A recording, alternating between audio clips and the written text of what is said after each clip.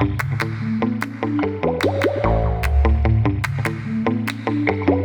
Dean Spade. Welcome back to Love in a Fucked Up World, where we talk about how to build and sustain strong connections with each other, because our resistance movements are made of our relationships and are only as strong as they are.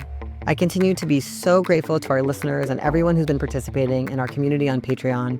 You can support the podcast by joining us there at patreon.com/DeanSpade. Another way you can support the podcast is by rating and reviewing on whatever app you're listening or watching on, which helps more people find the show. And also, I hope you'll share your favorite episode with a friend. Today's episode is about resentment. I think it's a very common feeling and very reasonable given the conditions we're living under. Many of us have a lot of stored resentments about people in our communities, our families, about lovers, partners, friends, roommates, people we collaborate with, and about groups we're part of. Often I find that people reach out to me about conflict in a group, and part of what's happening is that one or more people are expressing a lot of resentment inside the group, and it's causing conflict or creating a really unwelcoming environment. Resentment just seems to be a very easy thing to end up with, and something that causes a lot of suffering to ourselves and often to people around us, and it can lead us to leaving things we love doing and becoming more isolated. I wanted to talk to my beloved friend Morgan Bassichis about these explorations of resentment, and that's what you'll be hearing today, an episode where we have that conversation. A couple times during this episode, I mentioned some slides that I am looking at that are from the workshops I've been doing on this topic. And you don't need to see those slides in order to listen to the episode. It'll all be explained in the episode. But if you're curious about those workshops, we're going to post some links to some of them in the show notes, so you can go and investigate and find out what those workshops are like if you're wanting more.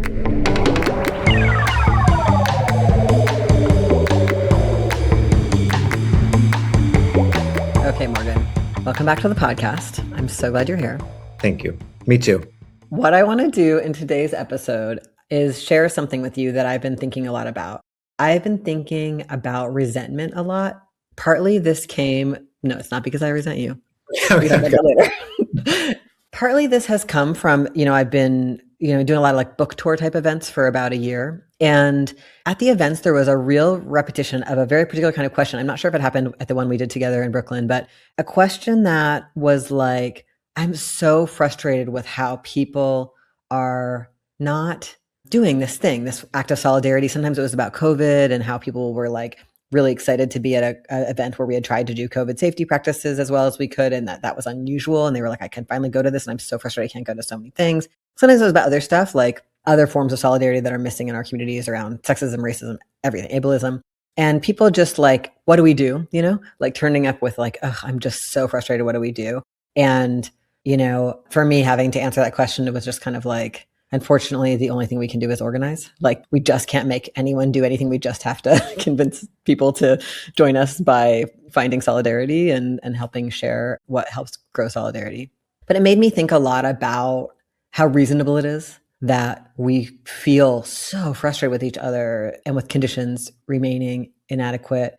And so I've started doing some workshop content about this in some of my workshops about conflict. And I wondered if I could show you a few slides, but I'll say what they are for people who are listening to this in audio. I'll say what's on there and just tell you what I've been kind of walking people through and just discuss it with you, because I think we've talked about this topic, over the years a lot. And I thought it would be helpful to me for thinking about this. That sounds great. I have never had a resentful feeling, so I will be looking to it as a newcomer. But I'm curious about your experience. Great. People like me who struggle. Yeah, exactly. People who what is it we say in the program? People who are still sick and suffering. Yeah. Okay. So these are my slides. Are you able to see? I am. Okay, great. So the first slide is just like what resentment is. And I have two quotes here because I found out that Nelson Mandela is actually attributed with saying this phrase, resentment is like drinking poison and then hoping it will kill your enemies. Whereas I've always heard the 12-step version, resentment is like drinking poison and expecting someone else to get sick or someone else to die. So I really think that can be a useful idea. Like resentment is this experience that you feel it about someone else, but you're actually the one suffering. And so then I have this slide about how resentment is a reasonable response. I think very fundamentally in us, it's a response to living under coercive systems, and especially like wage labor. Like we are forced to go to work and go to school. And if you don't go, like you're going to end up in the gutter or you're going to die. Like this kind of like when you live without consent about your most fundamental conditions and under this threat, Resentment is a very reasonable response to that. I think it's also a reasonable response to inadequate solidarity, like the things I was describing, to ongoing patterns of marginalization, exclusion, and targeting, and to the ongoing disappointment that happens in our relationships because moments of connection get missed. We've been betrayed by people we love. We've had abandonment. We've had loss. Like, it's brutal out here. And that is, part of it. And the second part of it for me, the kind of reasonableness, is that when you're under those conditions, lots of disappointment, lots of like grinding, forced suffering, resentment can actually feel empowering. It can feel like I'm taking my power back by grinding all night in my mind about what they didn't do right or what this group didn't do right. And sometimes the way that can turn out in our movement spaces is people like refusing to engage with people that we're in conflict with, like being like, I won't meet with him. That'll show them, like, which, can really get in the way of potentially repair processes that we need. Or it can look like punishing people or like giving them the silent treatment or like refusing generosity. I think I see this a lot, like in couples and family formations, like, well, you never come on to me and initiate sex, so I'm never going to come on to you and initiate sex, or like this kind of downward spiral of non-generosity. It can look like wanting someone else to apologize first all the time. I recently was talking with a friend who told me that one of her main goals in raising her child with her partner was that they wanted to demonstrate apologizing easily to the child all the time to create relationships where it's easy to apologize. And I was like, that's actually really like a huge deal. And it can also, resentment can lead to like being unsatisfiable, like feeling like even if people apologize, I'm kind of enjoying being dug in my frustration. And I want to name also that resentment and anger are distinct for me. I've heard people say that anger is the fastest emotion. So when I'm talking about resentment, I'm talking about like I'm staying up all night ruminating, thinking about all the ways that you're messed up or what you did was wrong. It's not anger like flashing through me. It's like more of a, I'm like keeping a project going in my mind. Anyway, a lot of people I think who burn out or leave, whether it's their pottery studio or their friend circle or their organizing project, a lot of times resentment is what has been the experience of needing to go. And then the question I ask in these workshops is, how do you work with resentment or what helps? But yeah, I'm curious how this all lands on you, Morgan, like what you've learned about this, what's useful. Oh, so helpful, Dean. And I'm not just saying that because it's your podcast. Okay. And I just find something liberating about it, just to name, because I do have so much experience in the whirlpool of resentment.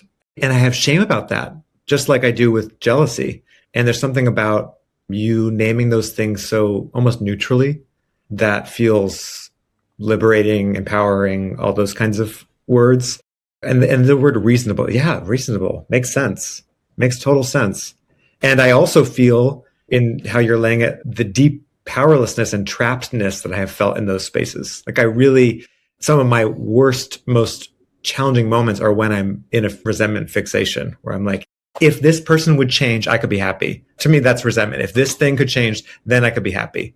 If they would just act different, if they would just be, like you said, the first person to be warm, or if this organization would do the work I want them to do, then we would be liberated. That's a fantasy, right? But it makes sense, right? But it's a fantasy. If you would do something different, then I could be happy. Maybe not. You know what I mean? And maybe we'll be waiting all for the rest of our lives for the person or the organization to change. And so what can I do now that's going to give myself the thing that I'm wishing someone else would give me? Yeah. So I'll just pause there. That's the beginning thoughts, responses to your pathological resentment. Yeah. It's like, I feel a little nervous presenting this content because I don't want anyone to feel like they're being told not to be upset about how things are, And I think it's a little scary for me when I'm like, all we can do is organize. But also, like, I'm an anarchist. I actually deeply don't believe in trying to, like, I don't think we can force other people in our communities to, like, become better politically. I want to not have operations of force on people or punish people into things or shame people into things. I want to invite them. I want people to want to join us. And like when I go, around and do these events and we try to bring COVID safety practices and we collaborate with mask blocks and clean air clubs and people show up and they have all these awesome zines about things you might not know about COVID and why it's a feminist issue and why it's a disability justice issue and all these things. And it's like, those people are doing the work to organize. And it's like, it's hard. It's like all organizing is so, our job is so big. The conditions of the world are so bad. Most people don't get it. Like, it's just massive.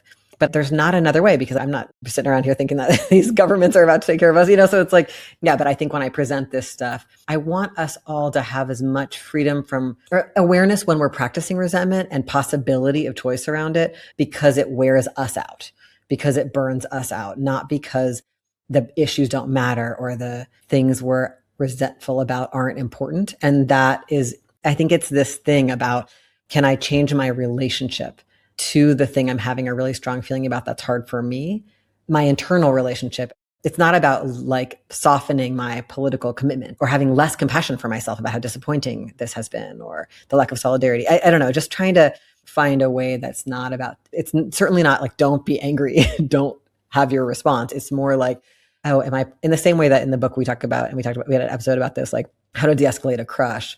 Just noticing that my own mental processes, is there any wiggle room in there from something that feels like it's just got me by its jaws? And that with resentment, that I may even think I'm getting mine finally by having this thought process all night long about how bad, like, by reading you in my mind and then withdrawing, I'm somehow winning when actually like I just withdrew from the stuff I was trying to find meaning in.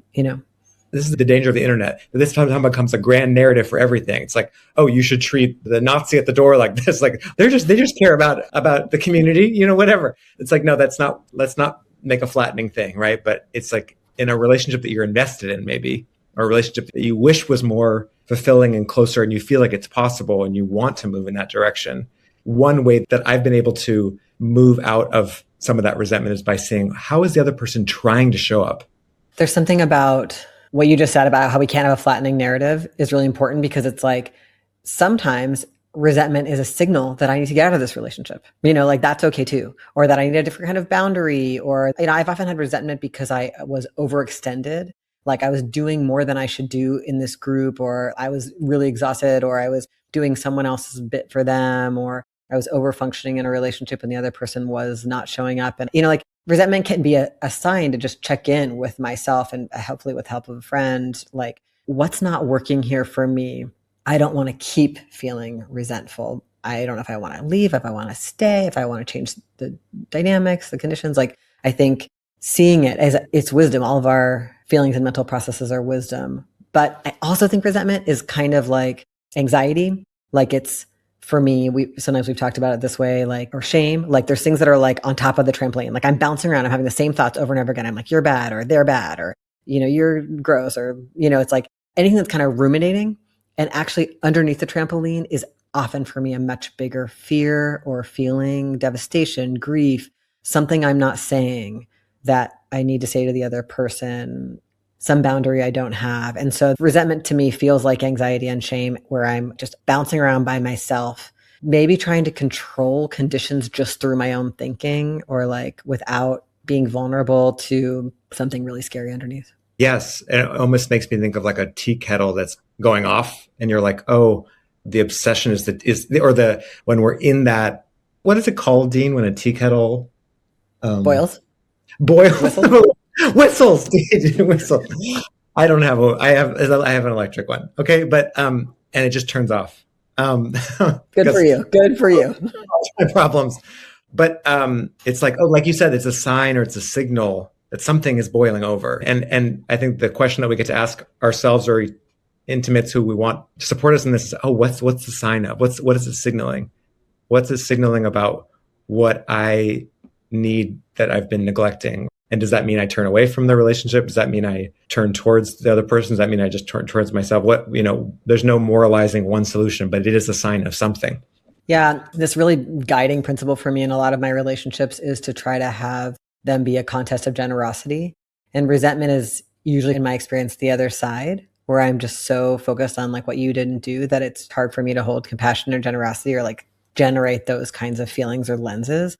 And I think this is really the norm of like romantic relationships in our culture, honestly, like that have any duration. And I think that it's like something a lot of people are really suffering from that really breaks my heart. And it's like, how do you get out of it? How do you turn that around when you've already are having a strong resentment narrative, or maybe two people are having a strong resentment narrative about each other, or it's coming up intermittently?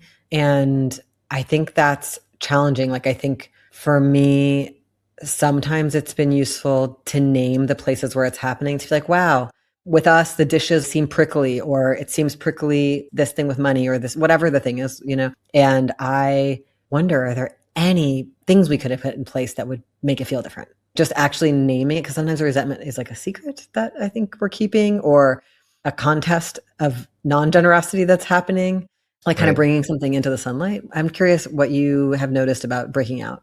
Yeah, well, I notice, I feel like this is a theme in all of our conversations, but like shame of the feeling. And so I'm feeling resentment, then I'm ashamed of feeling resentment, because I'm like, only bad people feel resentment. And that just digs me in deeper to, I feel stuck. I feel painted in a corner. And ideally, we want to have the muscle of being like, can I tell you about this resentment I'm feeling? And the response is, that makes sense, regardless of what it is, right? Because resentment, it's not logical. It's not like, sometimes it's disproportionate, whatever. But what it wants is, that makes sense. That makes sense that's feeling prickly. And sometimes we can give ourselves, sometimes when I'm in our resentment, I'm like, oh, that makes sense. This relationship really matters to you, and it brings up a lot of stuff. Sometimes we can do that with each other and be like, oh my God, that makes sense. I just had a close person tell me about something they resented about me. And it was actually kind of liberating, because like we have enough trust to know like, it's not personal. And of course it makes sense. It makes sense. Like it doesn't mean I'm bad. It doesn't mean this person's bad. It's like, it's just a thing that comes up in our relationship, and it brought us closer, because it wasn't given to me like something about me needs to change. It's just like, this is a thing that is there. Of course, we're human beings. Mm-hmm. And I want to name that I think it's really hard not to have resentment when there's a lot of labor in a relationship that's shared. Like, I think people co-parenting, caring for elders, when someone has illness or disability and there's particular care needs, when people are doing certain kinds of jobs together, movement work or paid work, because everything is so under-resourced, in capitalism, there's a lot of scarcity produced and people are not getting as much support as they need. So like, resentment is just really common because of all of that.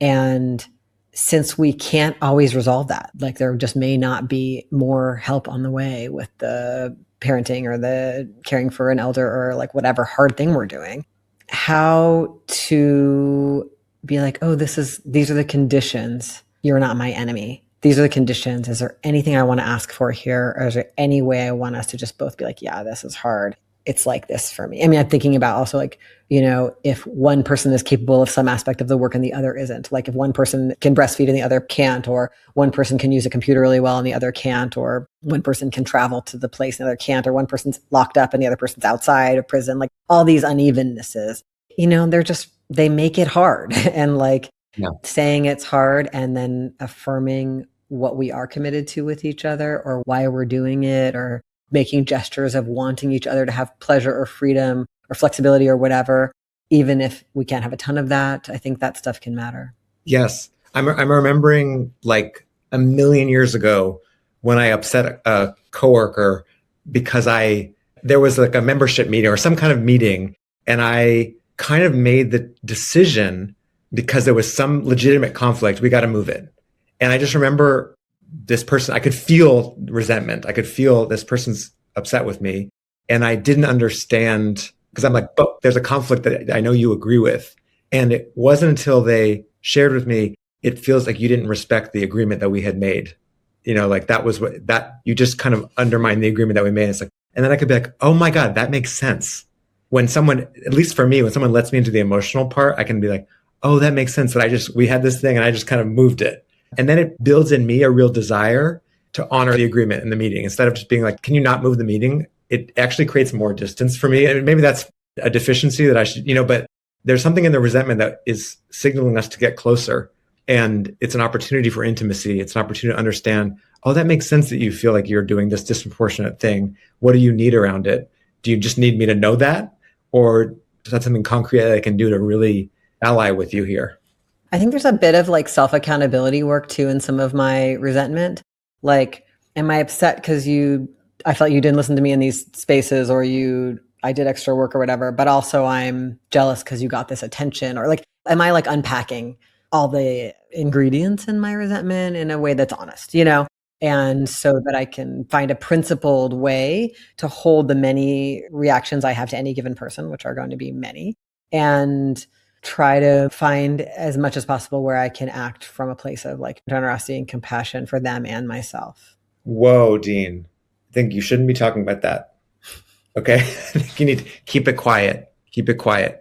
I think you're pointing to something so important, which is the theme in so much of this work is like holding contradiction and holding multiple things at once and not collapsing under the weight of the contradiction. So it's like, of course, some other shit is in there for me in the resentment. Of course, there's jealousy. Of course, there's the desire to be seen. And if I disavow those things as bad, the rug is going to feel uneven, but if I latch, also if I latch onto them, my old therapist used to say that too. Can we put our arms around more and more parts of what's here without collapsing under the weight of all that's in the room? And just be like, of course, makes sense. Of course, makes sense. And for me, if it's hard for me to hear what you're sharing, yeah, it makes sense. That's hard to hear. I wouldn't want to hear that. How can we ping pong trying to genuinely kind of get what the other person is I can kind of see that's how you're seeing it. Yeah. And I think I think we've talked about this before together, but with the jealousy, or if I'm resentful because you did less of the work and you did something fun and I stayed in all night and worked or whatever, can I be like, oh, I want to give myself more of that? Or if I'm resentful and inside there is a jealousy, oh, Morgan got more attention because of like being such a gorgeous singer and a wonderful artist, and I never developed that in myself. Can I be like, there's some room for grief? Like, I think both desire and grief are often underneath, like grief that we are different and that some things that happen for others are not going to happen for me, or I never did this, or I can't do this because of any number of conditions, or I'm not desired in that way, which is just true. So, we're not all the same. We don't all get the same things in life. So like really allowing the grief instead of staying focused on you and like sending arrows at you, or being like, wow, I think I might want more time to practice art, or whatever it is that I want to tend to having this kind of fun that I'm mad at this other person for having, Yes.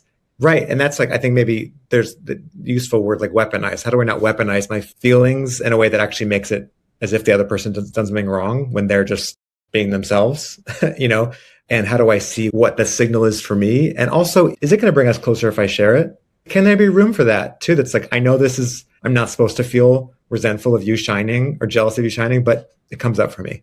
Yeah, it makes sense. And I don't want to weaponize it against you. Makes sense. Like, can there be ... I think a message from this conversation to me is like, the most difficult and irritating people in our movements and our communities and our families are a really beautiful opportunity for deeper wisdom and self-awareness. Oh my God. And practice love, to learn to practice being who I want to be. Yeah. And to get to learn about ourselves, to get to be really curious about what comes up. It's like, I less want the takeaway to be, anytime you're resentful, you better do the right thing. Choose the open-hearted path. It's not that. You know what I mean? Like, that we'll just use it to beat ourselves up. And more like, oh my God, wow, a lot's happening here. Suddenly there's a lot, and it's juicy. There's information, there's opportunity, like you said, and less about one right way or one wrong way, and more a place of practice. Thank you, Morgan. Thanks, Dean.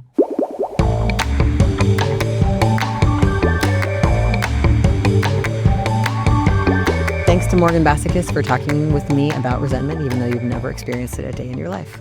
Thank you for joining me for the latest episode of Love in a Fucked Up World. This podcast is based on my book of the same name, which is out now from Algonquin Press.